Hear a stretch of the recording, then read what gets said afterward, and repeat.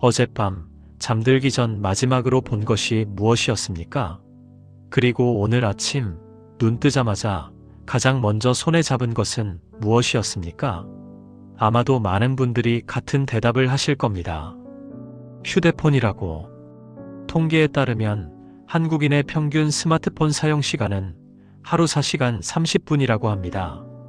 그런데 더 충격적인 사실은 그중 상당 부분이 아침에 눈 뜨고 나서 침대에 누운 채로 소비된다는 것입니다. 우리는 눈을 뜨면 반사적으로 휴대폰을 집어듭니다. 무엇을 확인하기 위해서일까요? 혹시 중요한 연락이 왔을까? 세상에 무슨 일이 일어났을까? SNS에 누가 무슨 글을 올렸을까? 이런 질문들이 우리 아침을 사로잡고 있습니다. 그렇게 우리는 하루의 첫 시간을 세상과의 연결에 쏟아붓습니다. 그런데 말입니다. 정작 우리를 창조하시고 오늘 하루를 허락하신 그분과는 연결되지 않은 채로 하루를 시작합니다. 저는 오늘 여러분께 한 가지 질문을 드리고 싶습니다. 만약 하나님께서 당신에게 이렇게 물으신다면 뭐라고 대답하시겠습니까? 너는 오늘 아침 나를 만나기 전에 누구를 먼저 만났느냐? 우리는 뭐라고 대답할 수 있을까요? 사랑하는 여러분, 아침 기도가 중요하다는 것쯤은 우리 모두 압니다. 교회에 다니는 사람이라면 누구나 압니다. 새벽 기도의 은혜, 경건의 시간, 말씀 묵상. 이런 단어들이 낯설지 않습니다. 그런데 왜 우리는 실천하지 못할까요? 왜 매일 아침 같은 다짐을 하면서도 저녁이 되면 또 같은 후회를 할까요? 저는 지난 15년간 목회를 하면서 수많은 성도들을 만났습니다. 그리고 그들로부터 비슷한 고백을 들었습니다. 목사님, 아침 기도를 하고 싶은데 도저히 안 됩니다. 새벽에 일어나는 것도 힘들고 일어나서 뭘 기도해야 할지도 모르겠고 기도하다 보면 잡념만 들고 그래서 결국 포기하게 됩니다. 그런데 제가 발견한 한 가지 사실이 있습니다. 이들이 아침 기도에 실패하는 이유는 의지가 부족해서가 아니었습니다. 방법을 몰라서도 아니었습니다.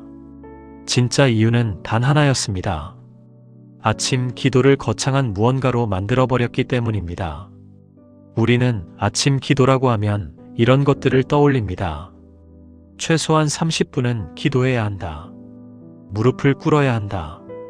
성경을 반드시 읽어야 한다. 찬송가를 불러야 한다. 기도 제목 리스트를 다 돌아가며 기도해야 한다. 이렇게 생각하니까 부담스러운 겁니다. 시작하기도 전에 지치는 겁니다. 그런데 오늘 제가 여러분과 나누고 싶은 아침 기도는 전혀 다릅니다. 30분이 필요 없습니다. 1분이면 충분합니다. 무릎을 꿇을 필요도 없습니다. 침대에 누운 채로도 가능합니다. 긴 기도문을 외울 필요도 없습니다. 단 한 문장이면 됩니다. 단 한 문장의 기도로 인생이 바뀐다고요? 네, 맞습니다. 단 한 문장입니다. 그런데 이 한 문장이 당신의 하루 전체를, 나아가 당신의 인생 전체를 바꿔놓을 것입니다. 믿기 어려우시겠지만 지금부터 그 이유를 설명해 드리겠습니다. 오늘 우리가 함께 나눌 내용은 아침에 눈 뜬 순간 이 기도부터 하세요입니다. 이 기도는 성경적입니다. 신학적으로 탄탄합니다. 실천하기 쉽습니다. 그리고 무엇보다 효과가 강력합니다. 저는 지난 몇 년간 이 기도를 실천해온 수많은 성도들의 간증을 들었습니다. 그들의 삶이 어떻게 변화되었는지 직접 목격했습니다. 그래서 확신을 갖고 말씀드립니다.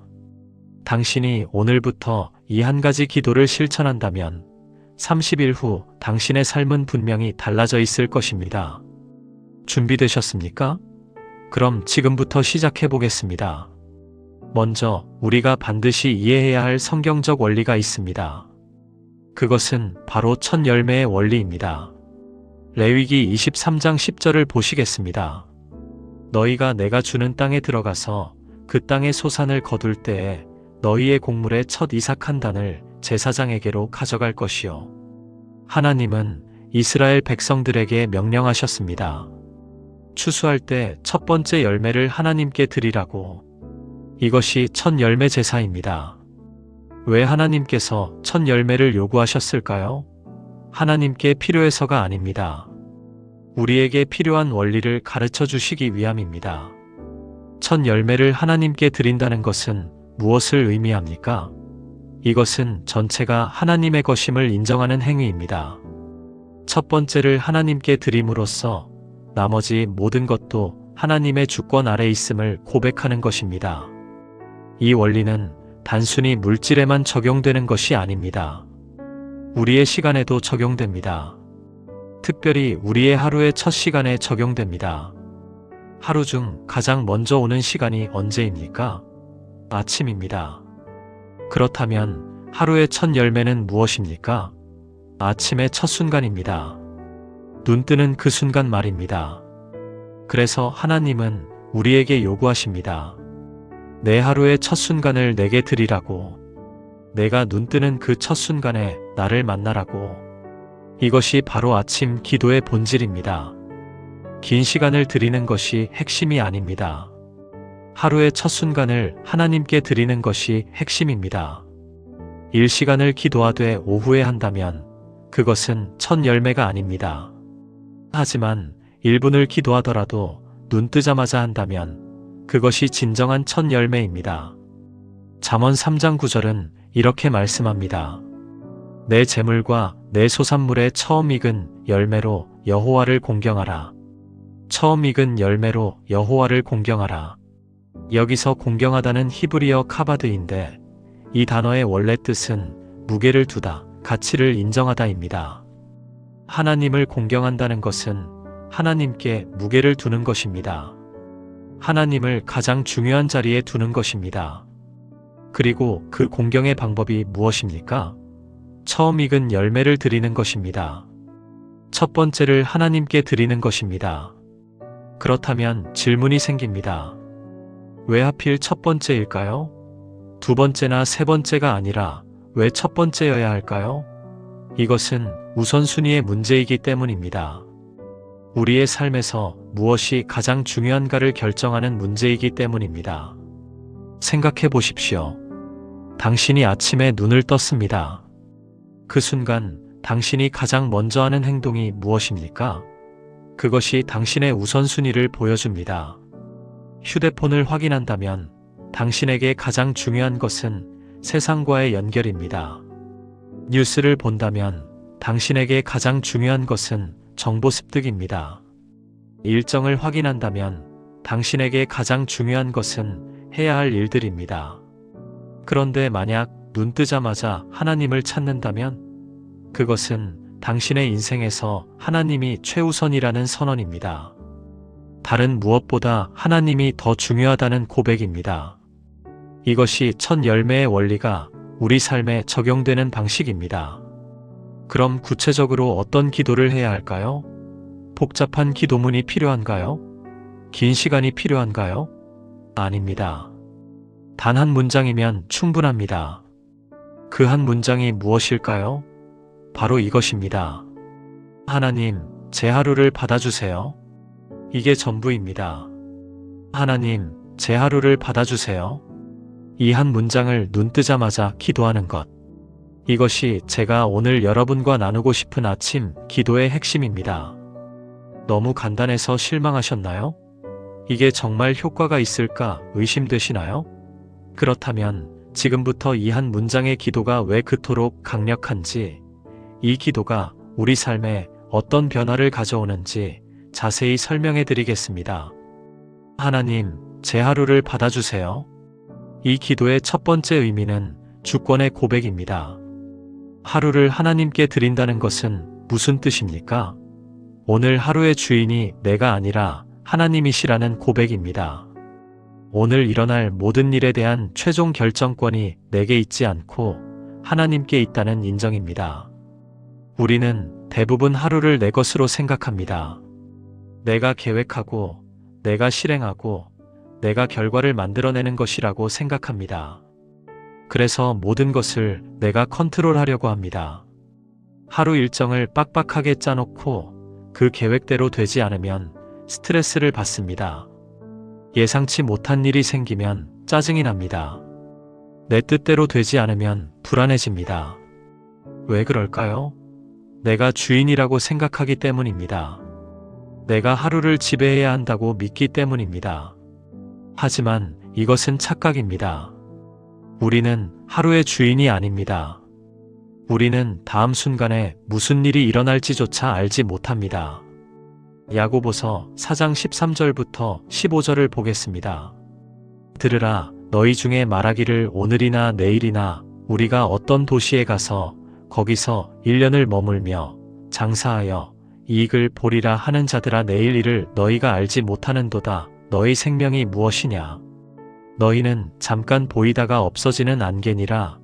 너희가 도리어 말하기를 주의 뜻이면 우리가 살기도 하고 이것이나 저것을 하리라 할 것이거늘. 야고보는 분명하게 말합니다. 내일 일을 너희가 알지 못한다고. 아니, 내일은커녕 오늘 일도 우리는 알지 못합니다. 1시간 후에 무슨 일이 일어날지도 모릅니다.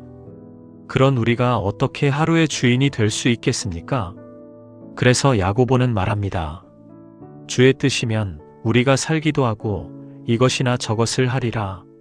주의 뜻이면, 하나님이 허락하시면 이것이 우리가 가져야 할 태도입니다. 하루의 주인은 하나님이십니다. 오늘 하루도 하나님이 허락하신 것입니다. 우리가 숨 쉬는 것도, 움직이는 것도, 일하는 것도 모두 하나님의 은혜입니다. 하나님, 제 하루를 받아주세요.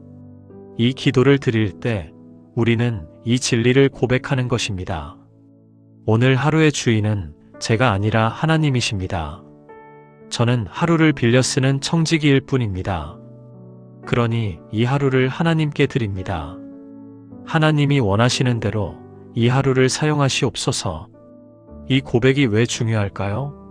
이 고백을 하는 순간 놀라운 자유가 찾아오기 때문입니다. 모든 것을 내가 책임져야 한다는 무거운 짐에서 벗어나기 때문입니다. 제가 아는 한 집사님의 이야기를 들려드리겠습니다. 그 집사님은 중소기업을 운영하고 계십니다. 직원이 20명 정도 되는 회사인데 코로나 이후 사업이 정말 어려워졌습니다. 매출은 떨어지고 고정비는 그대로인데 직원들 월급은 줘야 하고 대출 이자는 갚아야 하는 상황이었습니다. 그 집사님은 매일 아침 눈을 뜨면 두려움이 앞섰다고 합니다. 오늘은 또 무슨 문제가 생길까? 이번 달 자금은 어떻게 돌릴까? 만약 회사가 망하면 어떡하지? 이런 생각들이 머릿속을 가득 채웠습니다. 기도는 해야겠는데 기도할 힘도 없었습니다. 하나님께 뭐라고 말해야 할지도 모르겠고 답답한 마음만 가득했습니다. 그러던 어느 날 새벽 기도회에서 목사님이 이런 설교를 하셨습니다. 여러분, 하루를 시작할 때 이렇게 기도해 보세요. 하나님, 제 하루를 받아주세요. 단 한 문장이면 됩니다. 이 기도는 하루의 주권이 여러분이 아니라 하나님께 있다는 고백입니다. 그 말씀을 듣는 순간 집사님의 마음에 뭔가 꽂혔다고 합니다. 그래, 회사도 내 것이 아니라 하나님 것이지. 직원들도 내가 먹여 살리는 게 아니라 하나님이 책임지시는 거지. 왜 나 혼자 다 짊어지려고 했을까? 다음 날부터 집사님은 눈을 뜨자마자 이 기도를 시작했습니다. 하나님, 제 하루를 받아주세요. 오늘 하루도 주님의 것입니다. 제 회사도 주님의 것입니다. 주님이 원하시는 대로 하옵소서. 처음에는 별 느낌이 없었다고 합니다. 그냥 기도문을 외우는 것 같았습니다. 하지만 1주일, 2주일 계속하다 보니 신기한 일이 일어났습니다. 마음이 가벼워지기 시작한 겁니다. 여전히 회사는 어렵습니다. 상황은 나아지지 않았습니다.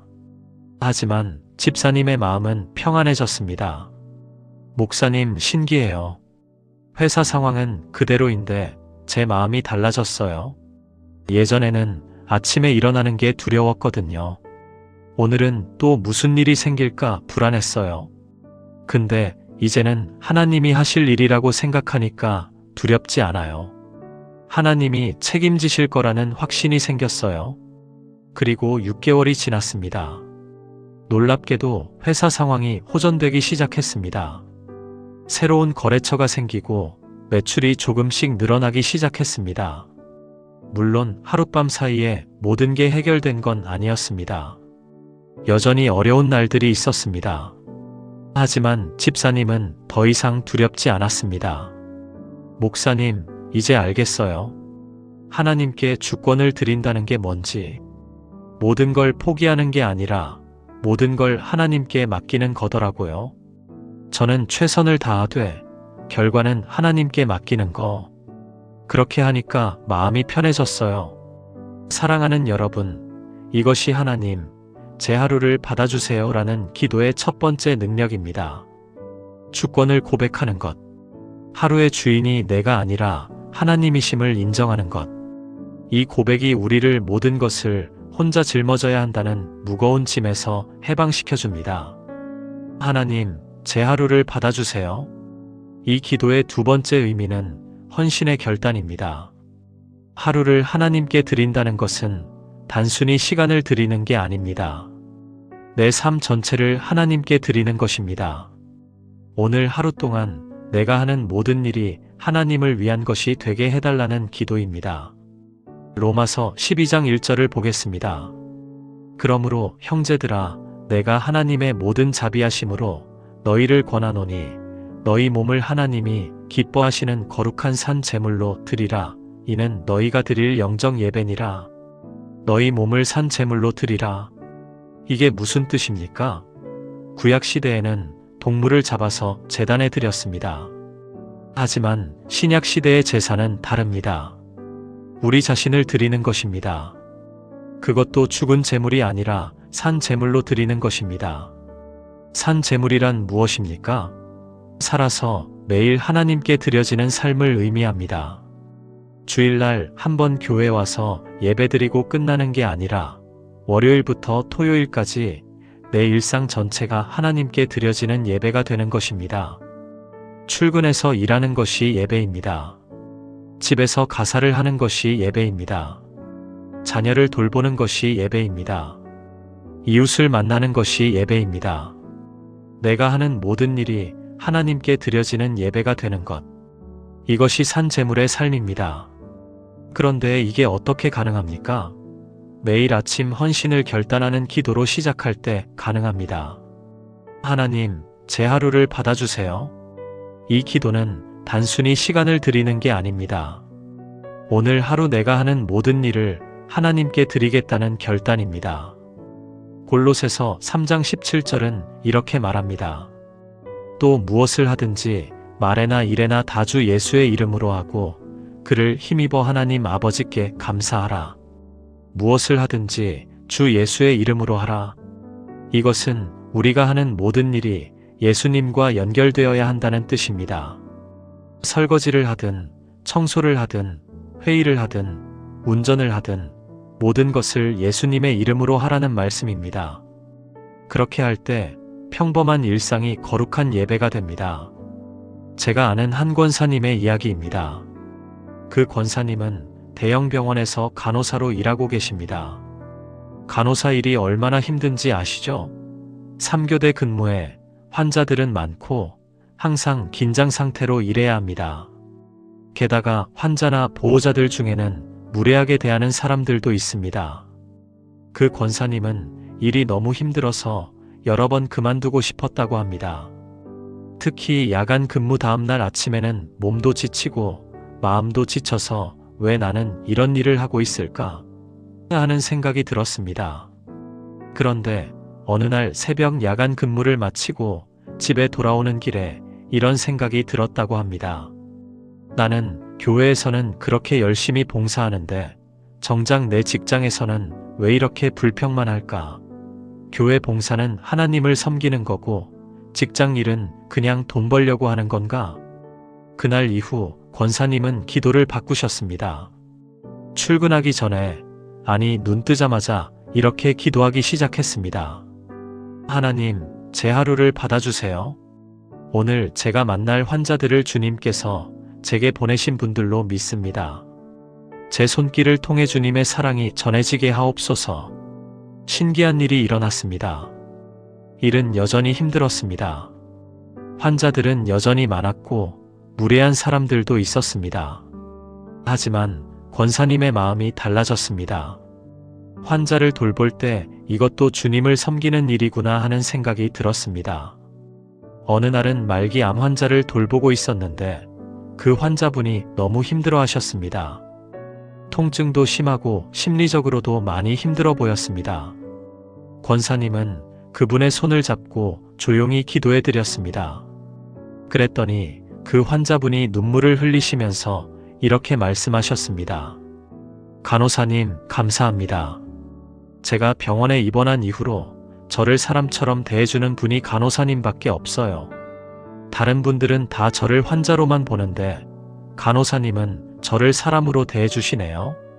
권사님은 그 순간 깨달았다고 합니다. 아, 이게 하나님이 나를 여기에 두신 이유구나. 단순히 간호 업무를 하라고 하신 게 아니라 이곳에서 하나님의 사랑을 전하라고 하신 거구나. 그날 이후 권사님의 간호사 생활이 완전히 달라졌습니다. 여전히 일은 힘들지만 이제는 사명감으로 일합니다. 환자 한 명 한 명이 하나님께서 자신에게 맡기신 영혼처럼 느껴집니다. 병원이 단순한 일터가 아니라 하나님을 섬기는 선교지가 되었습니다. 목사님, 이제는 출근하는 게 기대돼요. 오늘은 하나님께서 누구를 제게 보내실까? 제 손을 통해 누구를 위로하실까? 그런 마음으로 하루를 시작해요. 그러니까 일이 힘들어도 불평이 안 나와요. 사랑하는 여러분, 이것이 하나님, 제 하루를 받아주세요 라는 기도의 두 번째 능력입니다. 헌신을 결단하는 것. 오늘 하루 내가 하는 모든 일이 하나님께 드려지는 예배가 되게 해달라고 기도하는 것. 이 기도가 우리의 평범한 일상을 거룩한 예배로 바꿔놓습니다. 하나님, 제 하루를 받아주세요. 이 기도의 세 번째 의미는 보호하심을 구함입니다. 하루를 하나님께 드린다는 것은 오늘 하루 하나님이 나를 지켜주시기를 간구하는 것입니다. 시편 121편 7절부터 8절을 보겠습니다. 여호와께서 너를 지켜 모든 환난을 면하게 하시며 또 내 영혼을 지키시리로다. 여호와께서 너의 출입을 지금부터 영원까지 지키시리로다. 여호와께서 너를 지키시리로다. 모든 환난을 면하게 하시고 내 영혼을 지키시고 내 출입을 지키시리로다. 이 얼마나 확실한 약속입니까? 하나님이 우리를 지키신다는 약속입니다. 그런데 우리는 이 약속을 얼마나 믿고 있습니까? 우리는 아침에 일어나면 걱정부터 합니다. 오늘 무슨 일이 생기지 않을까? 사고가 나지 않을까?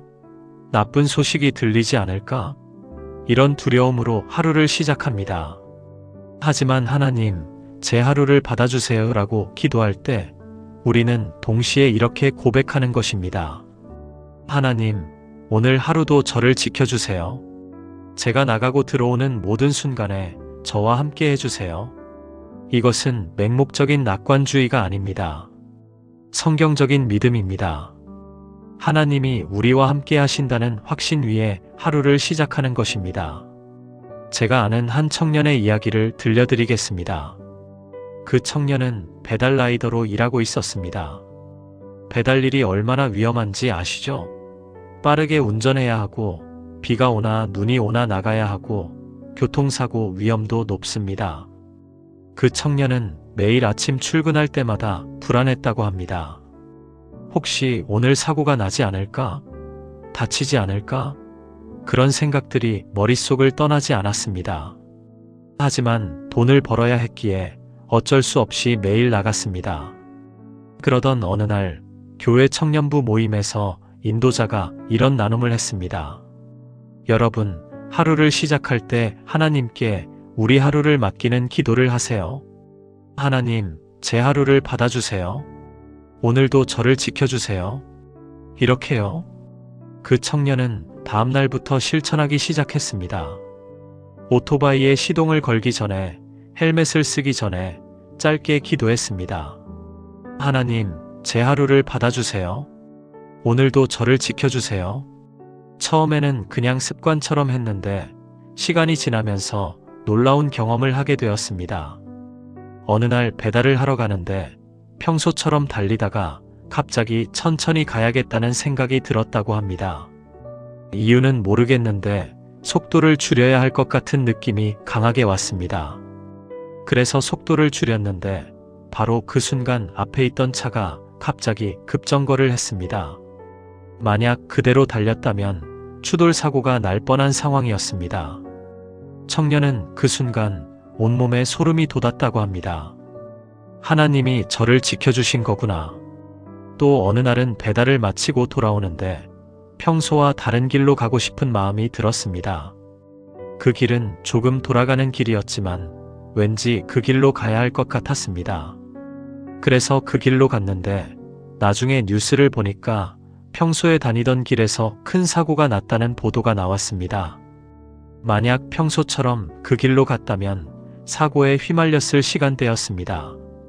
청년은 이렇게 고백했습니다. 목사님, 신기해요.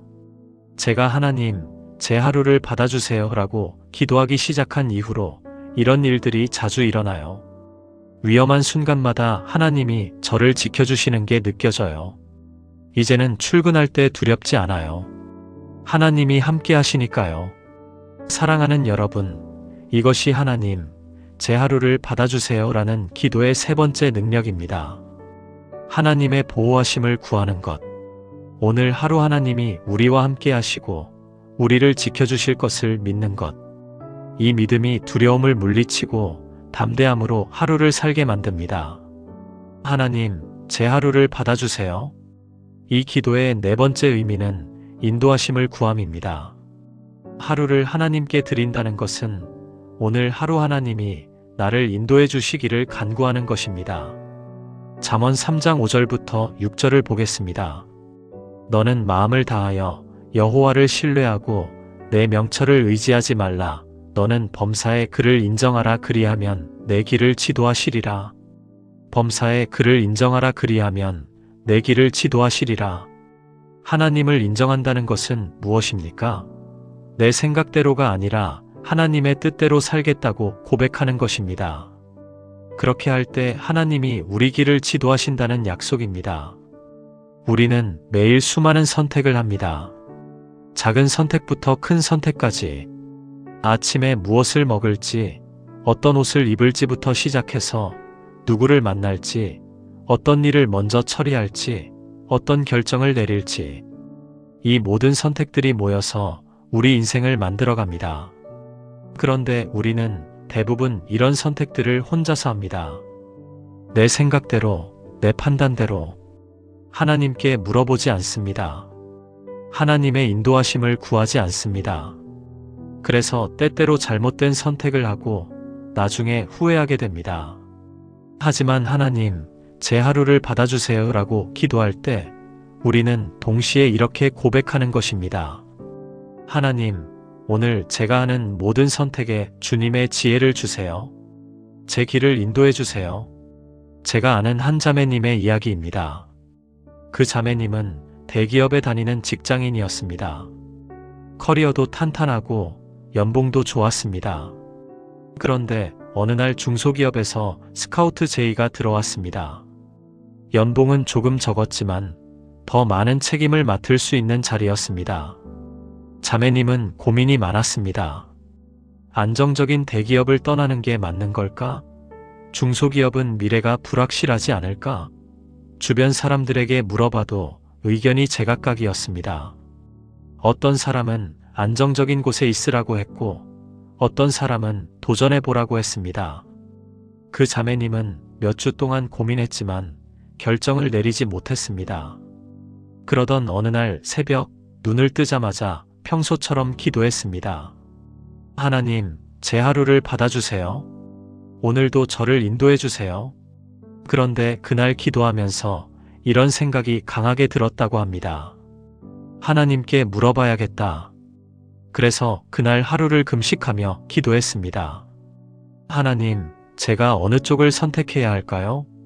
하나님의 뜻이 무엇입니까? 기도하면서 성경을 읽는데 마태복음 6장 33절 말씀이 눈에 들어왔습니다. 너희는 먼저 그의 나라와 그의 의를 구하라 그리하면 이 모든 것을 너희에게 더하시리라. 그 순간 자매님은 깨달았다고 합니다. 아, 내가 지금 무엇을 우선순위에 두고 있는가? 연봉인가? 안정성인가? 아니면 하나님의 뜻인가? 그리고 가만히 생각해보니 대기업에 있으면 안정적이기는 하지만 주일에 일해야 하는 경우가 종종 있었습니다. 교회 봉사도 자주 빠져야 했습니다. 반면 중소기업은 대표가 크리스천이었고 주일 근무가 없었습니다. 연봉은 조금 적지만 신앙생활을 더 충실히 할 수 있는 환경이었습니다. 자매님은 결정을 내렸습니다. 중소기업으로 가기로. 주변에서는 다들 말렸습니다. 안정적인 곳을 왜 떠나? 미쳤어? 하지만 자매님은 확신이 있었습니다. 이것이 하나님의 인도하심이다.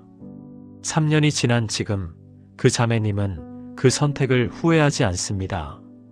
연봉은 조금 줄었지만 삶의 질은 훨씬 좋아졌습니다. 주일마다 예배를 드릴 수 있고 교회 봉사도 열심히 하고 있습니다. 무엇보다 하나님의 뜻 안에서 산다는 확신이 있어서 마음이 평안합니다. 목사님, 하나님, 제 하루를 받아주세요 라는 기도를 매일 드리면서 깨달은 게 있어요. 중요한 결정을 할 때 하나님께 물어보는 게 당연해진 거예요. 예전에는 내 생각대로 결정하고 나서 하나님께 축복해달라고 기도했는데 이제는 먼저 하나님께 물어봐요. 하나님의 뜻이 무엇인지. 그러니까 후회하는 선택이 줄어들었어요. 사랑하는 여러분, 이것이 하나님, 제 하루를 받아주세요 라는 기도의 네 번째 능력입니다. 하나님의 인도하심을 구하는 것. 오늘 하루 내가 하는 모든 선택에 하나님의 지혜를 구하는 것. 이 기도가 우리를 후회 없는 인생으로 인도합니다. 하나님, 제 하루를 받아주세요. 이 기도의 다섯 번째 의미는 감사를 표현함입니다. 하루를 하나님께 드린다는 것은 오늘 하루를 허락해 주신 하나님께 감사하는 것입니다. 데살로니가전서 5장 18절을 보겠습니다. 범사에 감사하라. 이것이 그리스도 예수 안에서 너희를 향하신 하나님의 뜻이니라. 범사에 감사하라. 모든 일에 감사하라는 말씀입니다. 우리는 대부분 좋은 일이 생겼을 때만 감사합니다. 원하던 것을 얻었을 때, 문제가 해결되었을 때, 기쁜 일이 생겼을 때, 그럴 때는 감사가 쉽습니다. 하지만 성경은 범사에 감사하라고 말합니다. 좋은 일뿐만 아니라 모든 일에 감사하라는 것입니다. 왜 그래야 할까요? 감사는 우리의 시각을 바꾸기 때문입니다. 감사하는 사람은 똑같은 상황에서도 다르게 볼 수 있습니다. 문제보다 축복을 먼저 봅니다. 없는 것보다 있는 것을 먼저 생각합니다. 하나님, 제 하루를 받아주세요 라고 기도할 때 우리는 무엇을 고백하는 것입니까? 오늘 하루가 내 권리가 아니라 하나님의 선물이라는 것입니다. 오늘도 눈을 뜨게 해주시고 숨을 쉬게 해주시고 하루를 살 수 있게 해주신 하나님의 은혜에 감사하는 것입니다. 생각해 보세요. 오늘 아침 눈을 떴다는 것이 얼마나 큰 축복입니까? 당연한 게 아닙니다. 어젯밤에 잠든 사람 중에 오늘 아침 눈을 뜨지 못한 사람들이 있습니다. 우리는 눈을 떴습니다. 이것이 기적입니다. 숨을 쉬고 있습니다. 당연한 게 아닙니다. 심장이 뛰고 있습니다. 기적입니다. 손발을 움직일 수 있습니다. 감사한 일입니다. 보고, 듣고, 말할 수 있습니다. 모두 하나님의 은혜입니다. 제가 아는 한 집사님의 이야기입니다. 그 집사님은 몇 년 전 큰 수술을 받으셨습니다. 암이었습니다. 수술은 성공했지만 회복 과정이 쉽지 않았습니다. 항암 치료를 받으면서 너무 힘들어 하셨습니다. 어느 날 새벽 병실에서 눈을 뜨셨는데 온몸이 아팠다고 합니다. 움직일 수도 없었고 너무 힘들어서 눈물이 났습니다. 이렇게 고통스러운데 왜 하나님은 저를 살려두시는 걸까? 차라리 이렇게 사는 것보다. 그런 생각이 들 때 병실 창문으로 아침 해가 떠오르는 걸 보셨습니다. 그 순간 이런 생각이 들었다고 합니다. 그래도 나는 이 아침 해를 볼 수 있구나. 이 창문 밖 풍경을 볼 수 있구나. 숨을 쉴 수 있구나. 그 순간부터 집사님은 기도를 바꾸셨습니다. 하나님, 제 하루를 받아주세요. 비록 몸은 아프지만 오늘도 살아있게 해주셔서 감사합니다. 눈을 뜰 수 있어서 감사합니다. 숨을 쉴 수 있어서 감사합니다. 신기하게도 감사 기도를 시작하면서 마음이 평안해지기 시작했다고 합니다. 몸의 통증은 그대로인데 마음은 평안해졌습니다. 불평과 원망이 사라지고 감사와 기쁨이 찾아왔습니다. 그리고 6개월 후 집사님은 완전히 회복되셨습니다. 지금은 건강하게 교회에서 봉사하고 계십니다. 집사님은 이렇게 고백하셨습니다. 목사님, 그때 깨달았어요. 감사는 상황이 좋아서 하는 게 아니라 감사하니까 상황이 달라 보이는 거더라고요. 제 상황은 그대로였어요. 여전히 아팠고 여전히 힘들었어요. 하지만 감사하기 시작하니까 그 속에서도 하나님의 은혜가 보이더라고요. 그리고 그 은혜가 저를 치유하셨어요.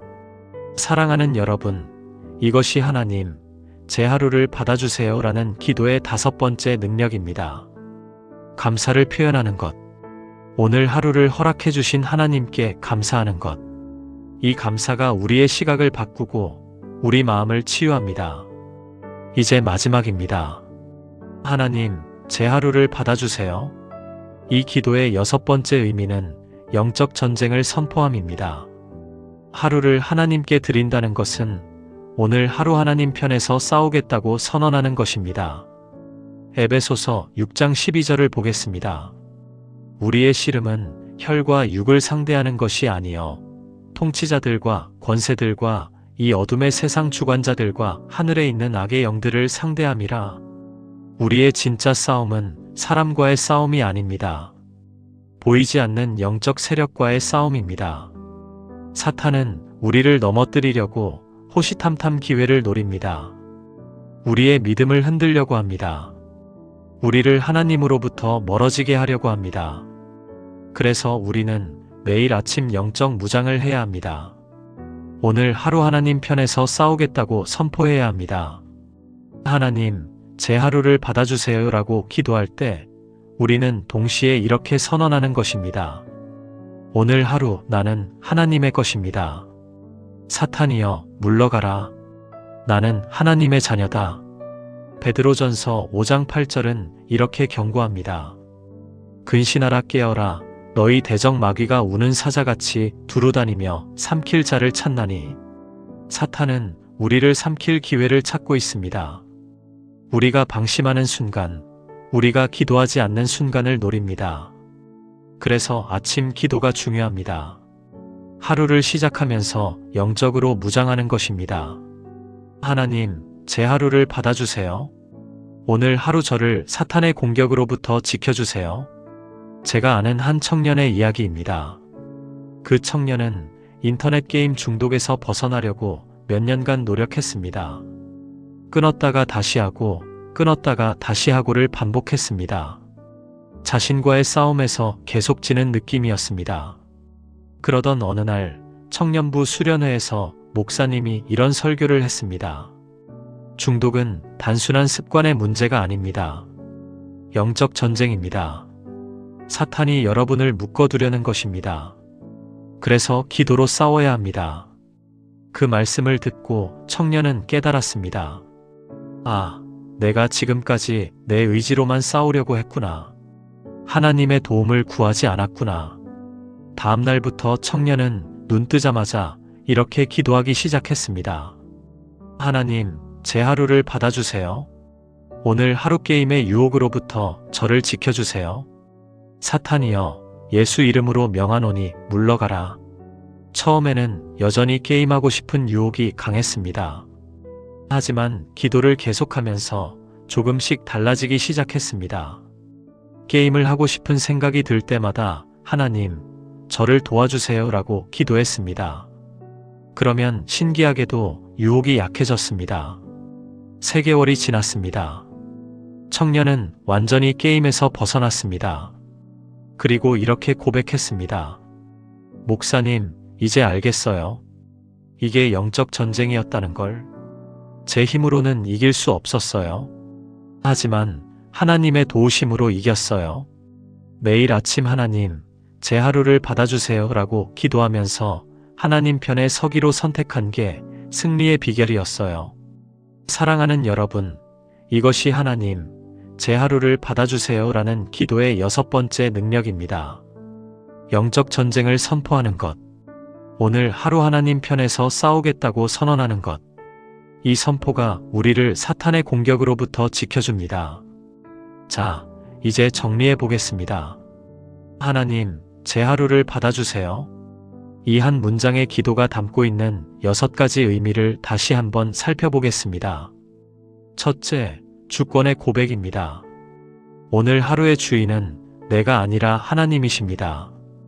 둘째, 헌신의 결단입니다. 오늘 하루 내가 하는 모든 일이 하나님께 드려지는 예배가 되게 해주세요. 셋째, 보호하심을 구함입니다. 오늘 하루 저를 지켜주시고 함께 해주세요. 넷째, 인도하심을 구함입니다. 오늘 제가 하는 모든 선택을 인도해주세요. 다섯째, 감사를 표현함입니다. 오늘 하루를 허락해주셔서 감사합니다. 여섯째, 영적 전쟁을 선포함입니다. 오늘 하루 하나님 편에서 싸우겠습니다. 이 모든 의미가 단 한 문장에 담겨 있습니다. 하나님, 제 하루를 받아주세요. 너무 간단하지 않습니까? 1분도 안 걸립니다. 30초면 충분합니다.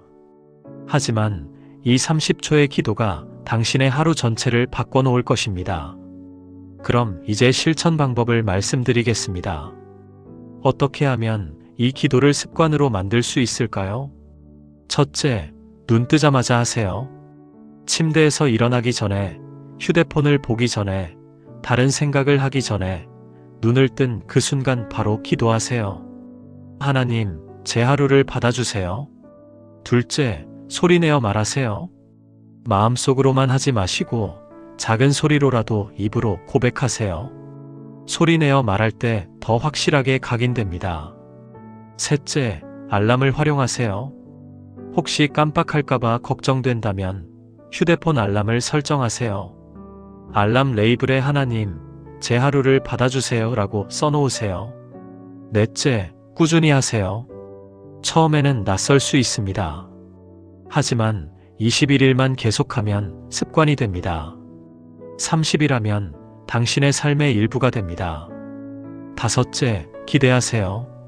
이 기도가 당신의 하루를 어떻게 바꿀지 기대하며 기도하세요. 하나님이 어떻게 응답하실지 믿음으로 기다리세요. 사랑하는 여러분, 마지막으로 한 가지만 더 말씀드리겠습니다. 이 기도는 마법이 아닙니다. 주문을 외우면 모든 문제가 해결되는 그런 게 아닙니다. 이 기도의 핵심은 하나님과의 관계입니다. 하나님, 제 하루를 받아주세요 라고 기도할 때 우리는 하나님과 연결됩니다. 하나님을 하루의 중심에 모셔옵니다. 하나님을 첫 번째 자리에 두는 것입니다. 그리고 이것이 우리 하루를, 나아가 우리 인생을 바꿉니다. 성경은 이렇게 약속합니다.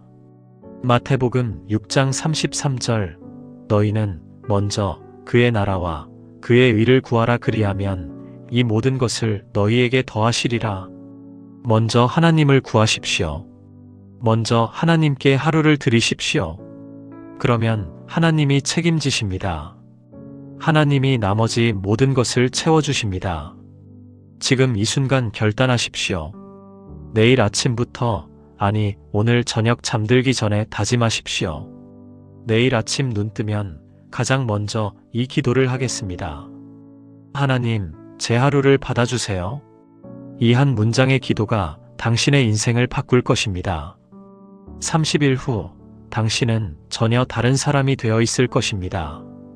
하루하루가 하나님의 것이 되고 당신의 삶 전체가 하나님의 영광을 위한 것이 될 것입니다.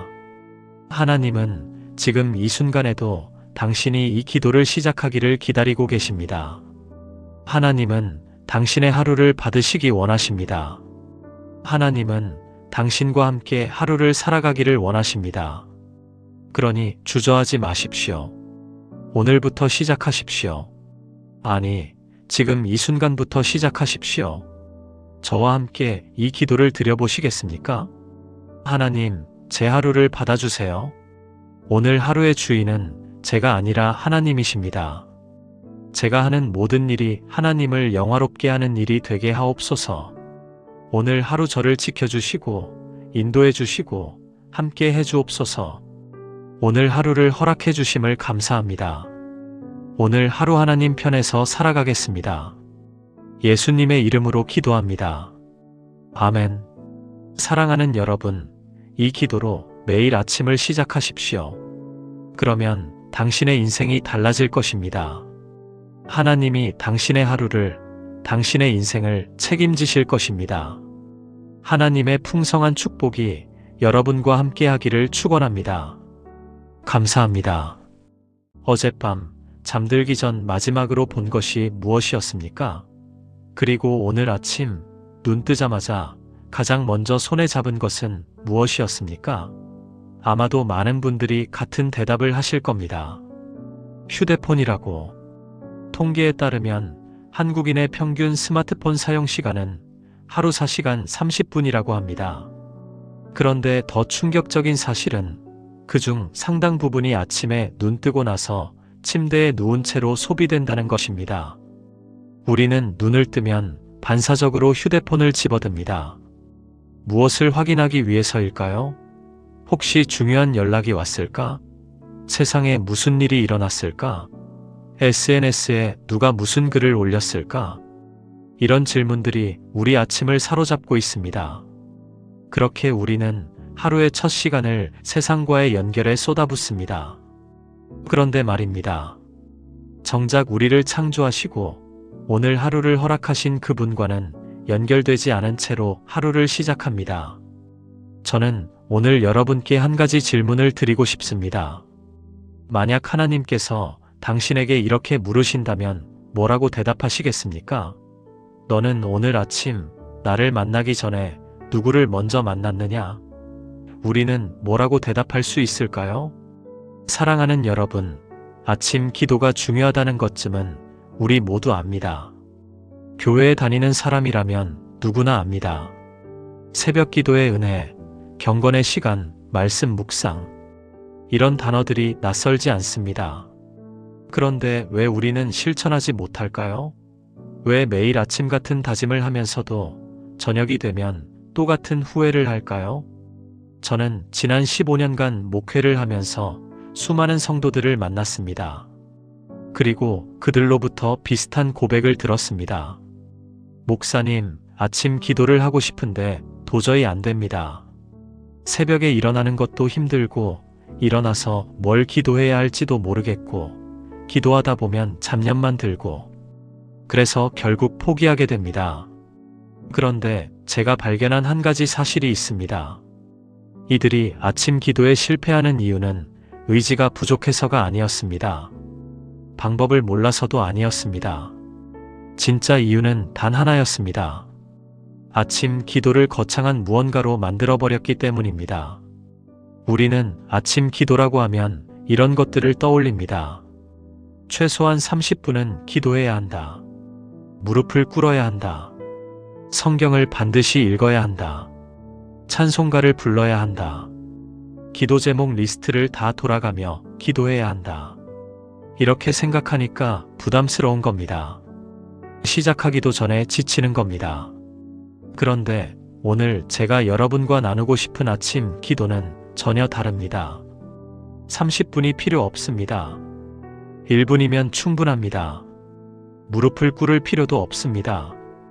침대에 누운 채로도 가능합니다.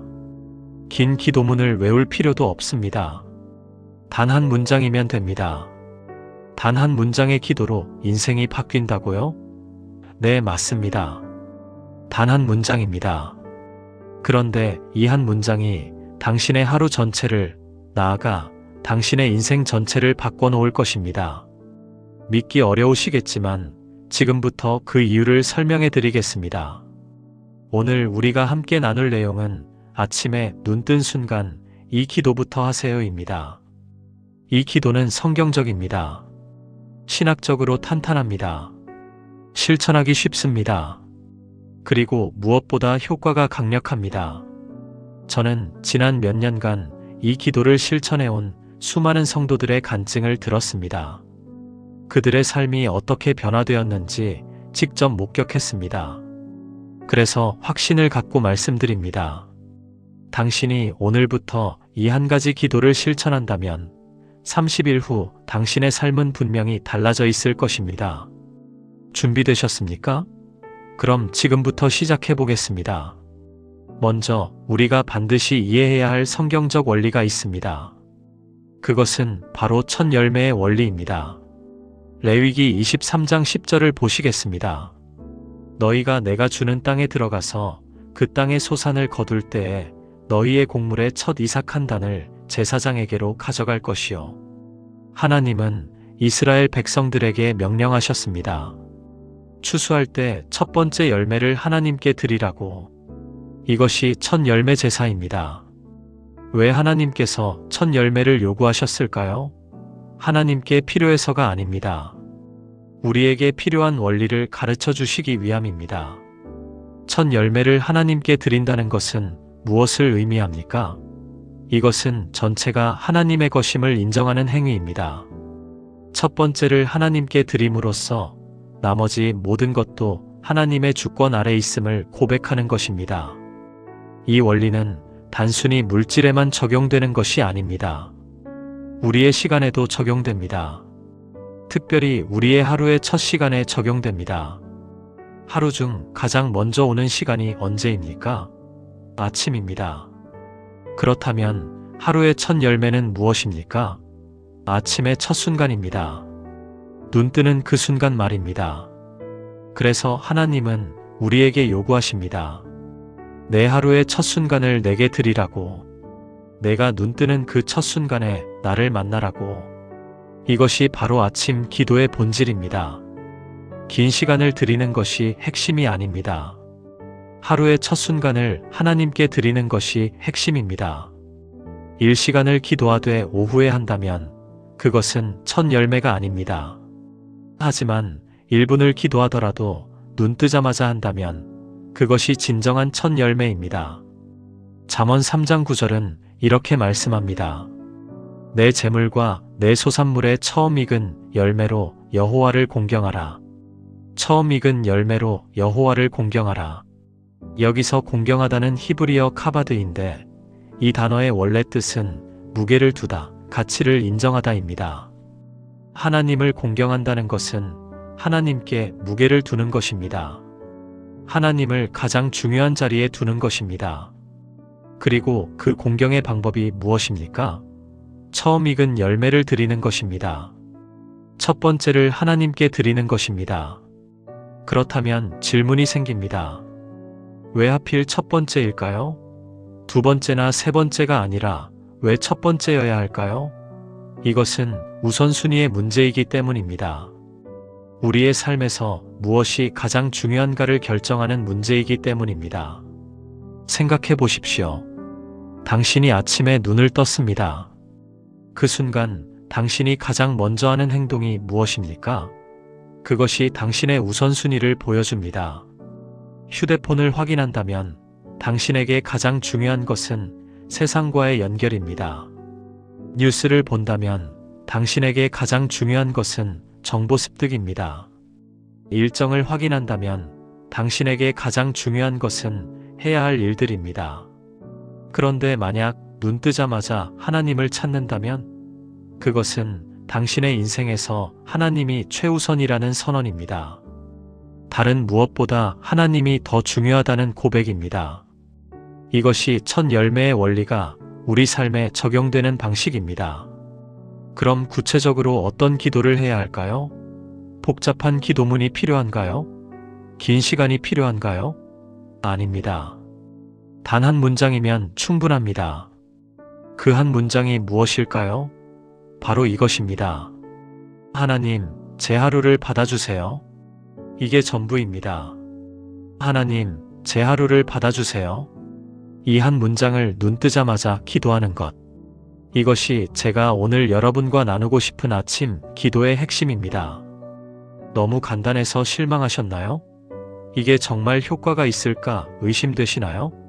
그렇다면 지금부터 이 한 문장의 기도가 왜 그토록 강력한지, 이 기도가 우리 삶에 어떤 변화를 가져오는지 자세히 설명해 드리겠습니다. 하나님, 제 하루를 받아주세요.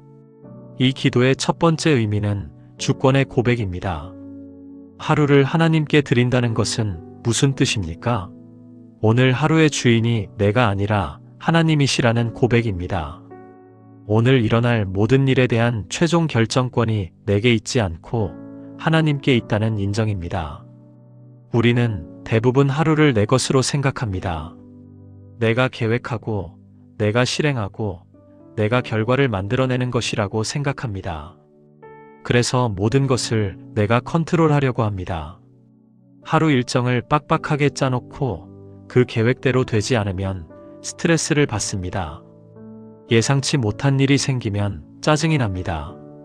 내 뜻대로 되지 않으면 불안해집니다. 왜 그럴까요? 내가 주인이라고 생각하기 때문입니다. 내가 하루를 지배해야 한다고 믿기 때문입니다. 하지만 이것은 착각입니다.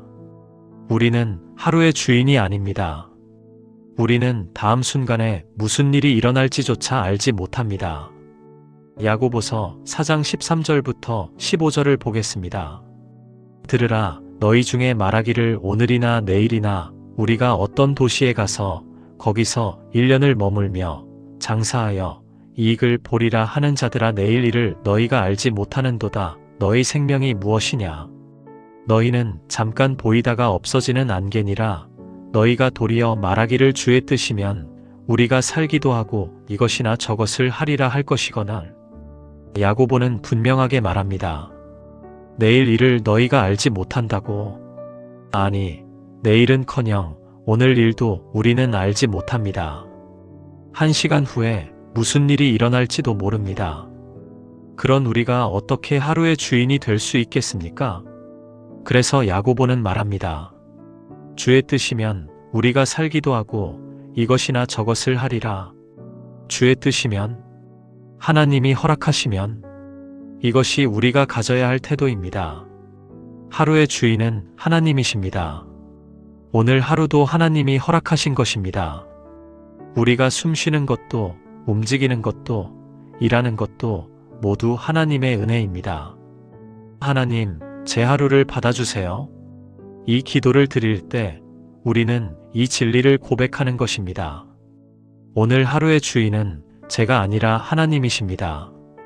저는 하루를 빌려 쓰는 청지기일 뿐입니다. 그러니 이 하루를 하나님께 드립니다. 하나님이 원하시는 대로 이 하루를 사용하시옵소서. 이 고백이 왜 중요할까요? 이 고백을 하는 순간 놀라운 자유가 찾아오기 때문입니다. 모든 것을 내가 책임져야 한다는 무거운 짐에서 벗어나기 때문입니다. 제가 아는 한 집사님의 이야기를 들려드리겠습니다. 그 집사님은 중소기업을 운영하고 계십니다.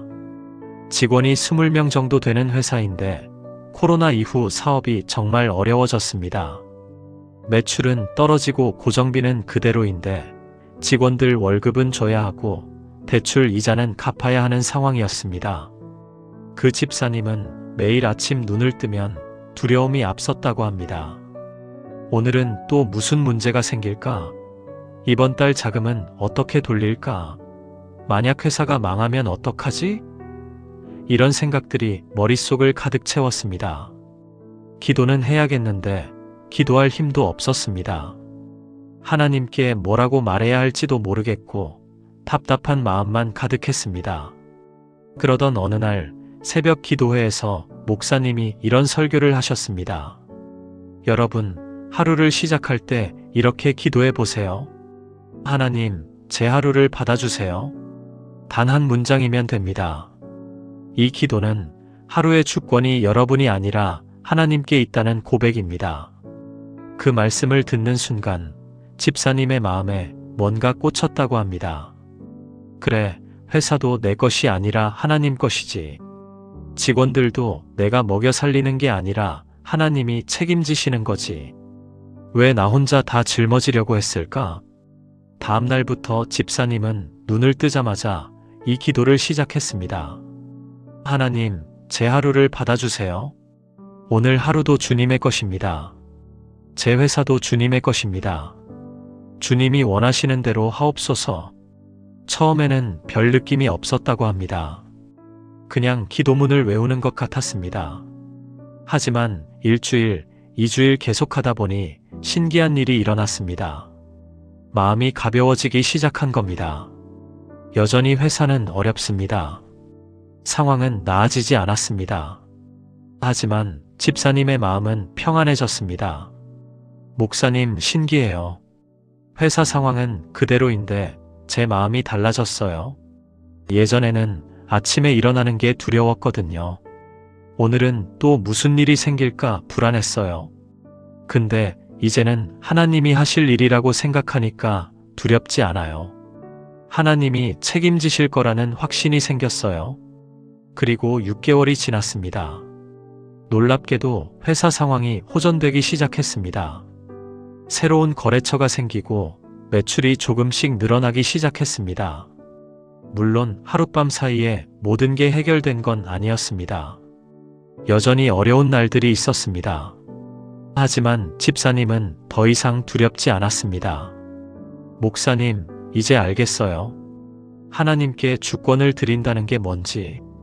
모든 걸 포기하는 게 아니라 모든 걸 하나님께 맡기는 거더라고요. 저는 최선을 다하되 결과는 하나님께 맡기는 거. 그렇게 하니까 마음이 편해졌어요. 사랑하는 여러분, 이것이 하나님, 제 하루를 받아주세요 라는 기도의 첫 번째 능력입니다. 주권을 고백하는 것. 하루의 주인이 내가 아니라 하나님이심을 인정하는 것. 이 고백이 우리를 모든 것을 혼자 짊어져야 한다는 무거운 짐에서 해방시켜줍니다. 하나님, 제 하루를 받아주세요. 이 기도의 두 번째 의미는 헌신의 결단입니다. 하루를 하나님께 드린다는 것은 단순히 시간을 드리는 게 아닙니다. 내 삶 전체를 하나님께 드리는 것입니다.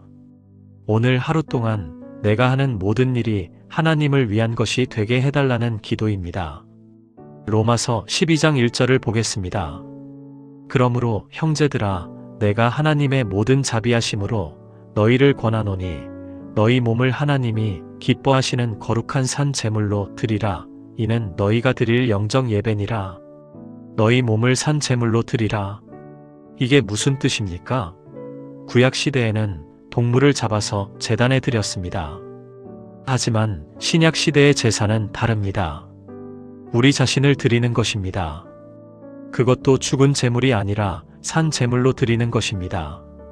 산 제물이란 무엇입니까? 살아서 매일 하나님께 드려지는 삶을 의미합니다. 주일날 한번 교회 와서 예배드리고 끝나는 게 아니라 월요일부터 토요일까지 내 일상 전체가 하나님께 드려지는 예배가 되는 것입니다. 출근해서 일하는 것이 예배입니다. 집에서 가사를 하는 것이 예배입니다. 자녀를 돌보는 것이 예배입니다. 이웃을 만나는 것이 예배입니다. 내가 하는 모든 일이 하나님께 드려지는 예배가 되는 것. 이것이 산 제물의 삶입니다. 그런데 이게 어떻게 가능합니까? 매일 아침 헌신을 결단하는 기도로 시작할 때 가능합니다. 하나님, 제 하루를 받아주세요. 이 기도는 단순히 시간을 드리는 게 아닙니다. 오늘 하루 내가 하는 모든 일을 하나님께 드리겠다는 결단입니다. 골로새서 3장 17절은 이렇게 말합니다. 또 무엇을 하든지 말에나 일에나 다 주 예수의 이름으로 하고 그를 힘입어 하나님 아버지께 감사하라. 무엇을 하든지 주 예수의 이름으로 하라. 이것은 우리가 하는 모든 일이 예수님과 연결되어야 한다는 뜻입니다. 설거지를 하든, 청소를 하든, 회의를 하든, 운전을 하든, 모든 것을 예수님의 이름으로 하라는 말씀입니다. 그렇게 할 때 평범한 일상이 거룩한 예배가 됩니다. 제가 아는 한 권사님의 이야기입니다. 그 권사님은 대형 병원에서 간호사로 일하고 계십니다. 간호사 일이 얼마나 힘든지 아시죠? 3교대 근무에 환자들은 많고 항상 긴장 상태로 일해야 합니다. 게다가 환자나 보호자들 중에는 무례하게 대하는 사람들도 있습니다. 그 권사님은 일이 너무 힘들어서 여러 번 그만두고 싶었다고 합니다. 특히 야간 근무 다음날 아침에는 몸도 지치고 마음도 지쳐서 왜 나는 이런 일을 하고 있을까 하는 생각이 들었습니다. 그런데 어느 날 새벽 야간 근무를 마치고 집에 돌아오는 길에 이런 생각이 들었다고 합니다. 나는 교회에서는 그렇게 열심히 봉사하는데 정작 내 직장에서는 왜 이렇게 불평만 할까? 교회 봉사는 하나님을 섬기는 거고 직장 일은 그냥 돈 벌려고 하는 건가? 그날 이후 권사님은 기도를 바꾸셨습니다. 출근하기 전에, 아니 눈 뜨자마자 이렇게 기도하기 시작했습니다. 하나님, 제 하루를 받아주세요. 오늘 제가 만날 환자들을 주님께서 제게 보내신 분들로 믿습니다. 제 손길을 통해 주님의 사랑이 전해지게 하옵소서. 신기한 일이 일어났습니다. 일은 여전히 힘들었습니다. 환자들은 여전히 많았고 무례한 사람들도 있었습니다. 하지만 권사님의 마음이 달라졌습니다. 환자를 돌볼 때 이것도 주님을 섬기는 일이구나 하는 생각이 들었습니다. 어느 날은 말기 암 환자를 돌보고 있었는데 그 환자분이 너무 힘들어 하셨습니다. 통증도 심하고 심리적으로도 많이 힘들어 보였습니다. 권사님은 그분의 손을 잡고 조용히 기도해 드렸습니다. 그랬더니 그 환자분이 눈물을 흘리시면서 이렇게 말씀하셨습니다. 간호사님, 감사합니다. 제가 병원에 입원한 이후로 저를 사람처럼 대해주는 분이 간호사님밖에 없어요. 다른 분들은 다 저를 환자로만 보는데 간호사님은 저를 사람으로 대해주시네요. 권사님은 그 순간 깨달았다고 합니다. 아, 이게 하나님이 나를 여기에 두신 이유구나. 단순히 간호 업무를 하라고 하신 게 아니라 이곳에서 하나님의 사랑을 전하라고 하신 거구나. 그날 이후 권사님의 간호사 생활이 완전히 달라졌습니다. 여전히 일은 힘들지만 이제는 사명감으로 일합니다. 환자 한 명 한 명이 하나님께서 자신에게 맡기신 영혼처럼 느껴집니다. 병원이 단순한 일터가 아니라 하나님을 섬기는 선교지가 되었습니다. 목사님, 이제는 출근하는 게 기대돼요. 오늘은 하나님께서 누구를 제게 보내실까? 제 손을 통해 누구를 위로하실까? 그런 마음으로 하루를 시작해요. 그러니까 일이 힘들어도 불평이 안 나와요. 사랑하는 여러분, 이것이 하나님, 제 하루를 받아주세요 라는 기도의 두 번째 능력입니다. 헌신을 결단하는 것. 오늘 하루 내가 하는 모든 일이 하나님께 드려지는 예배가 되게 해달라고 기도하는 것. 이 기도가 우리의 평범한 일상을 거룩한 예배로 바꿔놓습니다. 하나님, 제 하루를 받아주세요. 이 기도의 세 번째 의미는 보호하심을 구함입니다. 하루를 하나님께 드린다는 것은 오늘 하루 하나님이 나를 지켜주시기를 간구하는 것입니다. 시편 121편 7절부터 8절을 보겠습니다. 여호와께서 너를 지켜 모든 환난을 면하게 하시며 또 내 영혼을 지키시리로다. 여호와께서 너의 출입을 지금부터 영원까지 지키시리로다. 여호와께서 너를 지키시리로다. 모든 환난을 면하게 하시고 내 영혼을 지키시고 내 출입을 지키시리로다. 이 얼마나 확실한 약속입니까? 하나님이 우리를 지키신다는 약속입니다. 그런데 우리는 이 약속을 얼마나 믿고 있습니까? 우리는 아침에 일어나면 걱정부터 합니다. 오늘 무슨 일이 생기지 않을까? 사고가 나지 않을까? 나쁜 소식이 들리지 않을까? 이런 두려움으로 하루를 시작합니다. 하지만 하나님, 제 하루를 받아주세요 라고 기도할 때 우리는 동시에 이렇게 고백하는 것입니다. 하나님, 오늘 하루도 저를 지켜주세요. 제가 나가고 들어오는 모든 순간에 저와 함께 해주세요.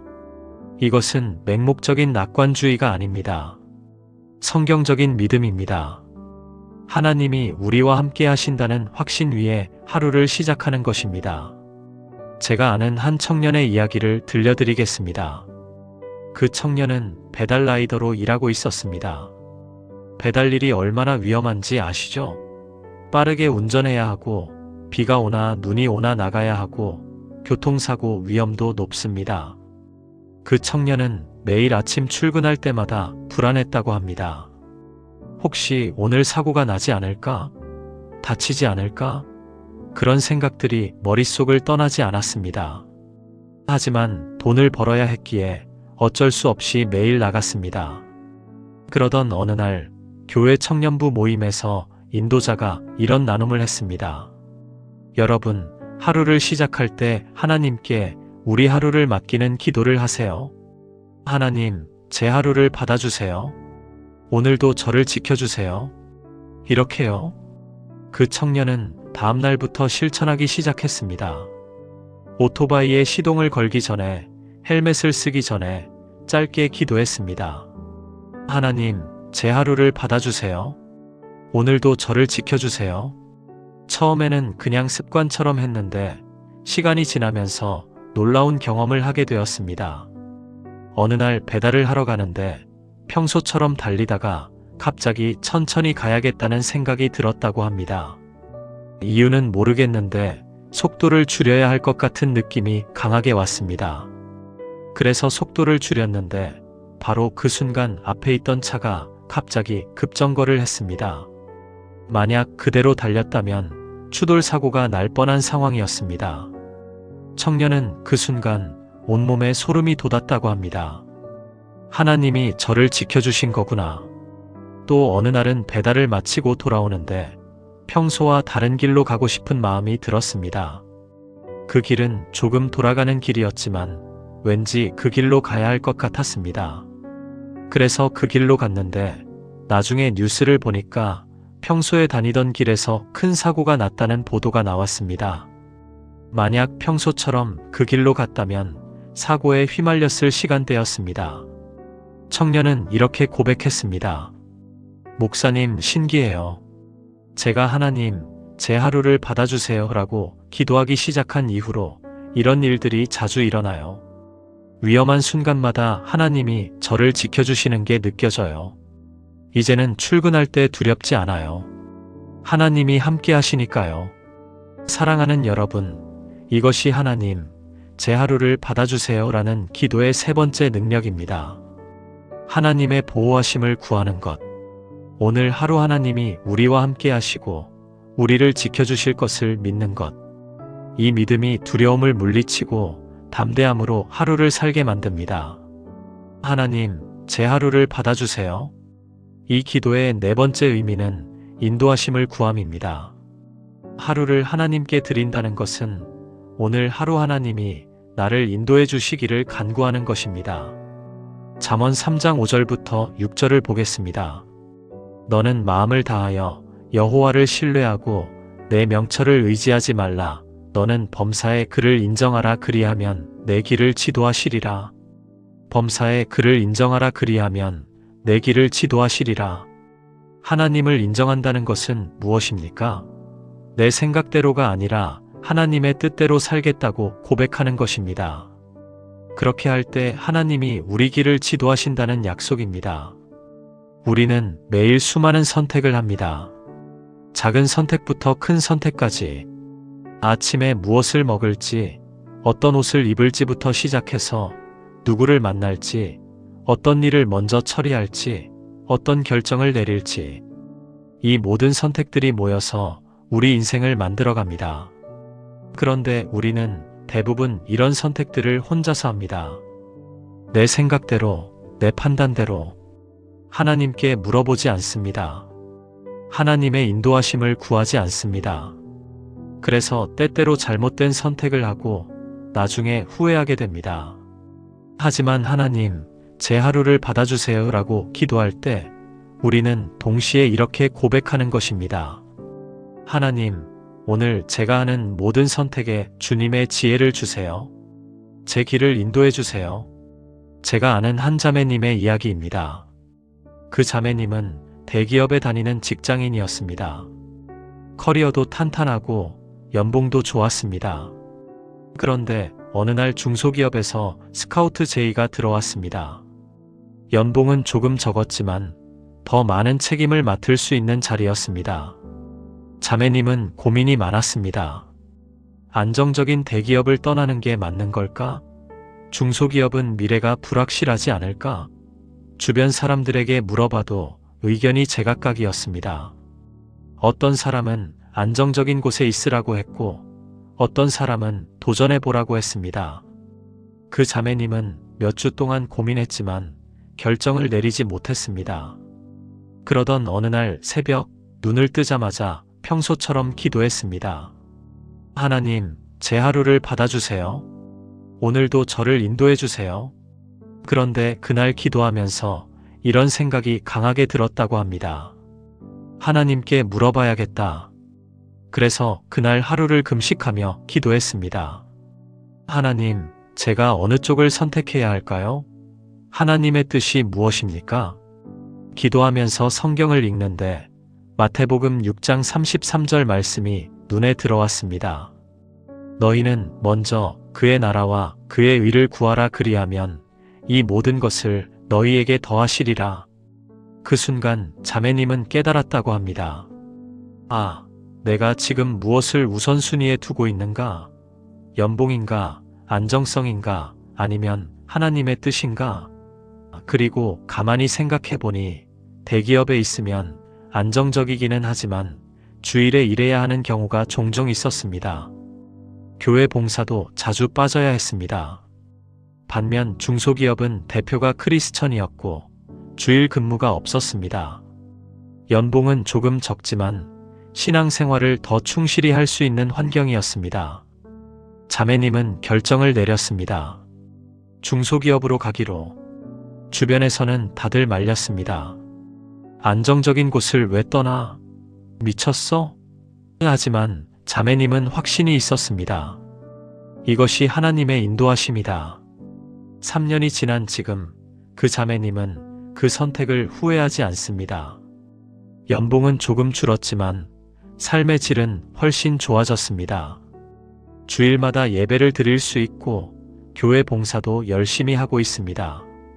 무엇보다 하나님의 뜻 안에서 산다는 확신이 있어서 마음이 평안합니다. 목사님, 하나님, 제 하루를 받아주세요 라는 기도를 매일 드리면서 깨달은 게 있어요. 중요한 결정을 할 때 하나님께 물어보는 게 당연해진 거예요. 예전에는 내 생각대로 결정하고 나서 하나님께 축복해달라고 기도했는데 이제는 먼저 하나님께 물어봐요. 하나님의 뜻이 무엇인지. 그러니까 후회하는 선택이 줄어들었어요. 사랑하는 여러분, 이것이 하나님, 제 하루를 받아주세요 라는 기도의 네 번째 능력입니다. 하나님의 인도하심을 구하는 것. 오늘 하루 내가 하는 모든 선택에 하나님의 지혜를 구하는 것. 이 기도가 우리를 후회 없는 인생으로 인도합니다. 하나님, 제 하루를 받아주세요. 이 기도의 다섯 번째 의미는 감사를 표현함입니다. 하루를 하나님께 드린다는 것은 오늘 하루를 허락해 주신 하나님께 감사하는 것입니다. 데살로니가전서 5장 18절을 보겠습니다. 범사에 감사하라. 이것이 그리스도 예수 안에서 너희를 향하신 하나님의 뜻이니라. 범사에 감사하라. 모든 일에 감사하라는 말씀입니다. 우리는 대부분 좋은 일이 생겼을 때만 감사합니다. 원하던 것을 얻었을 때, 문제가 해결되었을 때, 기쁜 일이 생겼을 때, 그럴 때는 감사가 쉽습니다. 하지만 성경은 범사에 감사하라고 말합니다. 좋은 일뿐만 아니라 모든 일에 감사하라는 것입니다. 왜 그래야 할까요? 감사는 우리의 시각을 바꾸기 때문입니다. 감사하는 사람은 똑같은 상황에서도 다르게 볼 수 있습니다. 문제보다 축복을 먼저 봅니다. 없는 것보다 있는 것을 먼저 생각합니다. 하나님, 제 하루를 받아주세요라고 기도할 때 우리는 무엇을 고백하는 것입니까? 오늘 하루가 내 권리가 아니라 하나님의 선물이라는 것입니다. 오늘도 눈을 뜨게 해주시고 숨을 쉬게 해주시고 하루를 살 수 있게 해주신 하나님의 은혜에 감사하는 것입니다. 생각해 보세요. 오늘 아침 눈을 떴다는 것이 얼마나 큰 축복입니까? 당연한 게 아닙니다. 어젯밤에 잠든 사람 중에 오늘 아침 눈을 뜨지 못한 사람들이 있습니다. 우리는 눈을 떴습니다. 이것이 기적입니다. 숨을 쉬고 있습니다. 당연한 게 아닙니다. 심장이 뛰고 있습니다. 기적입니다. 손발을 움직일 수 있습니다. 감사한 일입니다. 보고, 듣고, 말할 수 있습니다. 모두 하나님의 은혜입니다. 제가 아는 한 집사님의 이야기입니다. 그 집사님은 몇 년 전 큰 수술을 받으셨습니다. 암이었습니다. 수술은 성공했지만 회복 과정이 쉽지 않았습니다. 항암 치료를 받으면서 너무 힘들어 하셨습니다. 어느 날 새벽 병실에서 눈을 뜨셨는데 온몸이 아팠다고 합니다. 움직일 수도 없었고 너무 힘들어서 눈물이 났습니다. 이렇게 고통스러운데 왜 하나님은 저를 살려두시는 걸까? 차라리 이렇게 사는 것보다. 그런 생각이 들 때 병실 창문으로 아침 해가 떠오르는 걸 보셨습니다. 그 순간 이런 생각이 들었다고 합니다. 그래도 나는 이 아침 해를 볼 수 있구나. 이 창문 밖 풍경을 볼 수 있구나. 숨을 쉴 수 있구나. 그 순간부터 집사님은 기도를 바꾸셨습니다. 하나님, 제 하루를 받아주세요. 비록 몸은 아프지만 오늘도 살아있게 해주셔서 감사합니다. 눈을 뜰 수 있어서 감사합니다. 숨을 쉴 수 있어서 감사합니다. 신기하게도 감사 기도를 시작하면서 마음이 평안해지기 시작했다고 합니다. 몸의 통증은 그대로인데 마음은 평안해졌습니다. 불평과 원망이 사라지고 감사와 기쁨이 찾아왔습니다. 그리고 6개월 후 집사님은 완전히 회복되셨습니다. 지금은 건강하게 교회에서 봉사하고 계십니다. 집사님은 이렇게 고백하셨습니다. 목사님, 그때 깨달았어요. 감사는 상황이 좋아서 하는 게 아니라 감사하니까 상황이 달라 보이는 거더라고요. 제 상황은 그대로였어요. 여전히 아팠고 여전히 힘들었어요. 하지만 감사하기 시작하니까 그 속에서도 하나님의 은혜가 보이더라고요. 그리고 그 은혜가 저를 치유하셨어요. 사랑하는 여러분, 이것이 하나님, 제 하루를 받아주세요 라는 기도의 5번째 능력입니다. 감사를 표현하는 것. 오늘 하루를 허락해 주신 하나님께 감사하는 것. 이 감사가 우리의 시각을 바꾸고 우리 마음을 치유합니다. 이제 마지막입니다. 하나님, 제 하루를 받아주세요. 이 기도의 6번째 의미는 영적 전쟁을 선포함입니다. 하루를 하나님께 드린다는 것은 오늘 하루 하나님 편에서 싸우겠다고 선언하는 것입니다. 에베소서 6장 12절을 보겠습니다. 우리의 씨름은 혈과 육을 상대하는 것이 아니요 통치자들과 권세들과 이 어둠의 세상 주관자들과 하늘에 있는 악의 영들을 상대함이라. 우리의 진짜 싸움은 사람과의 싸움이 아닙니다. 보이지 않는 영적 세력과의 싸움입니다. 사탄은 우리를 넘어뜨리려고 호시탐탐 기회를 노립니다. 우리의 믿음을 흔들려고 합니다. 우리를 하나님으로부터 멀어지게 하려고 합니다. 그래서 우리는 매일 아침 영적 무장을 해야 합니다. 오늘 하루 하나님 편에서 싸우겠다고 선포해야 합니다. 하나님, 제 하루를 받아주세요 라고 기도할 때 우리는 동시에 이렇게 선언하는 것입니다. 오늘 하루 나는 하나님의 것입니다. 사탄이여 물러가라.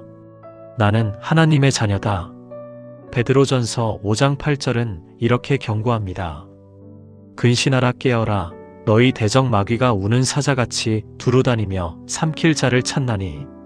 사탄은 우리를 삼킬 기회를 찾고 있습니다. 우리가 방심하는 순간 우리가 기도하지 않는 순간을 노립니다.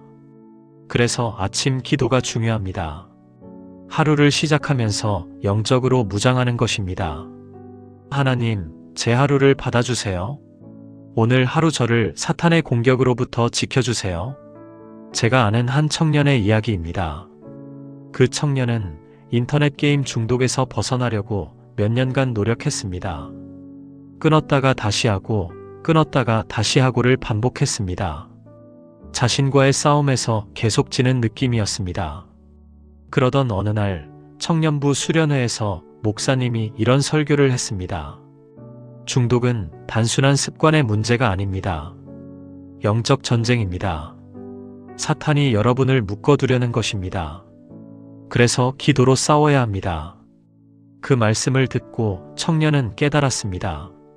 아, 내가 지금까지 내 의지로만 싸우려고 했구나. 하나님의 도움을 구하지 않았구나. 다음 날부터 청년은 눈 뜨자마자 이렇게 기도하기 시작했습니다. 하나님, 제 하루를 받아주세요. 오늘 하루 게임의 유혹으로부터 저를 지켜주세요. 사탄이여, 예수 이름으로 명하노니 물러가라. 처음에는 여전히 게임하고 싶은 유혹이 강했습니다. 하지만 기도를 계속하면서 조금씩 달라지기 시작했습니다. 게임을 하고 싶은 생각이 들 때마다 하나님, 저를 도와주세요 라고 기도했습니다. 그러면 신기하게도 유혹이 약해졌습니다. 3개월이 지났습니다. 청년은 완전히 게임에서 벗어났습니다. 그리고 이렇게 고백했습니다. 목사님, 이제 알겠어요. 이게 영적 전쟁이었다는 걸. 제 힘으로는 이길 수 없었어요. 하지만 하나님의 도우심으로 이겼어요. 매일 아침 하나님, 제 하루를 받아주세요 라고 기도하면서 하나님 편에 서기로 선택한 게 승리의 비결이었어요. 사랑하는 여러분, 이것이 하나님, 제 하루를 받아주세요 라는 기도의 6번째 능력입니다. 영적 전쟁을 선포하는 것. 오늘 하루 하나님 편에서 싸우겠다고 선언하는 것. 이 선포가 우리를 사탄의 공격으로부터 지켜줍니다. 자, 이제 정리해 보겠습니다. 하나님, 제 하루를 받아주세요. 이 한 문장의 기도가 담고 있는 6가지 의미를 다시 한번 살펴보겠습니다. 첫째, 주권의 고백입니다. 오늘 하루의 주인은 내가 아니라 하나님이십니다. 둘째, 헌신의 결단입니다. 오늘 하루 내가 하는 모든 일이 하나님께 드려지는 예배가 되게 해주세요. 셋째, 보호하심을 구함입니다. 오늘 하루 저를 지켜주시고 함께 해주세요. 넷째, 인도하심을 구함입니다. 오늘 제가 하는 모든 선택을 인도해주세요.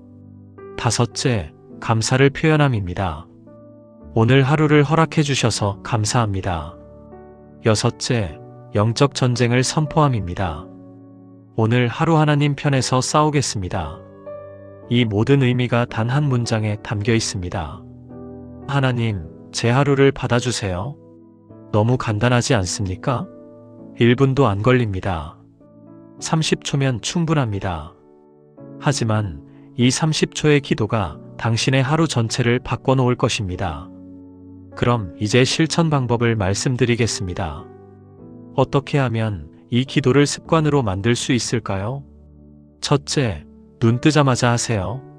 침대에서 일어나기 전에, 휴대폰을 보기 전에, 다른 생각을 하기 전에, 눈을 뜬 그 순간 바로 기도하세요. 하나님, 제 하루를 받아주세요. 둘째, 소리내어 말하세요. 마음속으로만 하지 마시고 작은 소리로라도 입으로 고백하세요. 소리내어 말할 때 더 확실하게 각인됩니다. 셋째, 알람을 활용하세요. 혹시 깜빡할까봐 걱정된다면 휴대폰 알람을 설정하세요. 알람 레이블에 하나님, 제 하루를 받아주세요 라고 써놓으세요. 넷째, 꾸준히 하세요. 처음에는 낯설 수 있습니다. 하지만 21일만 계속하면 습관이 됩니다. 30일하면 당신의 삶의 일부가 됩니다. 다섯째, 기대하세요. 이 기도가 당신의 하루를 어떻게 바꿀지 기대하며 기도하세요. 하나님이 어떻게 응답하실지 믿음으로 기다리세요. 사랑하는 여러분, 마지막으로 한 가지만 더 말씀드리겠습니다. 이 기도는 마법이 아닙니다. 주문을 외우면 모든 문제가 해결되는 그런 게 아닙니다. 이 기도의 핵심은 하나님과의 관계입니다. 하나님, 제 하루를 받아주세요라고 기도할 때 우리는 하나님과 연결됩니다. 하나님을 하루의 중심에 모셔옵니다. 하나님을 첫 번째 자리에 두는 것입니다. 그리고 이것이 우리 하루를, 나아가 우리 인생을 바꿉니다. 성경은 이렇게 약속합니다. 마태복음 6장 33절, 너희는 먼저 그의 나라와 그의 의를 구하라, 그리하면 이 모든 것을 너희에게 더하시리라. 먼저 하나님을 구하십시오. 먼저 하나님께 하루를 드리십시오. 그러면 하나님이 책임지십니다. 하나님이 나머지 모든 것을 채워주십니다. 지금 이 순간 결단하십시오. 내일 아침부터, 아니 오늘 저녁 잠들기 전에 다짐하십시오. 내일 아침 눈 뜨면 가장 먼저 이 기도를 하겠습니다. 하나님, 제 하루를 받아주세요. 이 한 문장의 기도가 당신의 인생을 바꿀 것입니다. 30일 후 당신은 전혀 다른 사람이 되어 있을 것입니다. 하루하루가 하나님의 것이 되고 당신의 삶 전체가 하나님의 영광을 위한 것이 될 것입니다. 하나님은 지금 이 순간에도 당신이 이 기도를 시작하기를 기다리고 계십니다. 하나님은 당신의 하루를 받으시기 원하십니다. 하나님은 당신과 함께 하루를 살아가기를 원하십니다. 그러니 주저하지 마십시오. 오늘부터 시작하십시오. 아니, 지금 이 순간부터 시작하십시오. 저와 함께 이 기도를 드려보시겠습니까? 하나님, 제 하루를 받아주세요. 오늘 하루의 주인은 제가 아니라 하나님이십니다. 제가 하는 모든 일이 하나님을 영화롭게 하는 일이 되게 하옵소서. 오늘 하루 저를 지켜주시고 인도해 주시고 함께 해주옵소서. 오늘 하루를 허락해 주심을 감사합니다. 오늘 하루 하나님 편에서 살아가겠습니다. 예수님의 이름으로 기도합니다. 아멘. 사랑하는 여러분, 이 기도로 매일 아침을 시작하십시오. 그러면 당신의 인생이 달라질 것입니다. 하나님이 당신의 하루를, 당신의 인생을 책임지실 것입니다. 하나님의 풍성한 축복이 여러분과 함께 하기를 축원합니다. 감사합니다.